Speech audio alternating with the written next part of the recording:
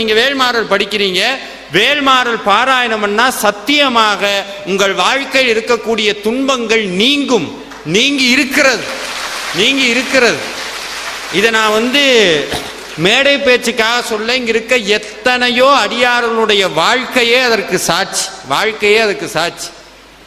வேல்மாறல் படிச்சா வாழ்க்கை மாறும். அதனாலதான் சாமி இதுக்கு வாழ்வை மாற்றும் வேல்மாறல்னு பேர் வச்சார்.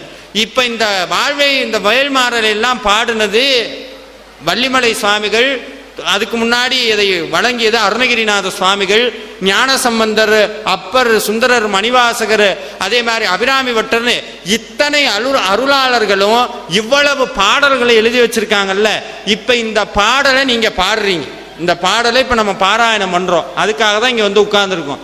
எதுக்காக உட்கார்ந்துருக்கோம்? என் தலையெழுத்து மாறணும் உட்கார்ந்துருக்கோம். ஆனா முன்னவே சொல்லிட்டேன், நீங்க பண்ண வினை உங்களை சேரும் சார், மாற்ற முடியாது நான் சொல்றேன். ஆனா அருணகிரிநாதர் சொல்றார், தலையெழுத்தை அழிக்கப்படும்ங்கிறார். யாருடைய பேச்சு ஜெயிக்கும்னா, இங்க சாமி சொல்றார், அருளாளர்களுடைய வார்த்தைக்கு ஆண்டவன் கட்டுப்பட்டவன். அருளாளர்களுடைய வார்த்தைக்கு ஆண்டவன் கட்டுப்பட்டவன்.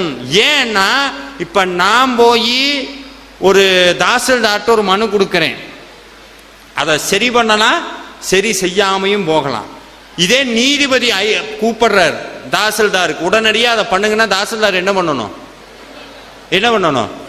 செஞ்சுதான் ஆகணும். வேற வழியே கிடையாது. முடியாதுன்னு சொல்ல முடியுமா?